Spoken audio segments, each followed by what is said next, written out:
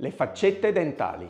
Varie tipologie di scelta per migliorare la tua estetica dentale. Un sorriso smagliante può trasformare completamente il tuo aspetto e la tua autostima. Esploriamo delle opzioni più popolari per migliorare l'estetica dentale. Le faccette dentali sono sottili strati di porcellana e materiale composito che vengono applicati sulla superficie anteriore dei denti. Sono la soluzione ideale per correggere una varietà di imperfezioni dentali come denti macchiati, scheggiati, disallineati o con spazi tra di loro.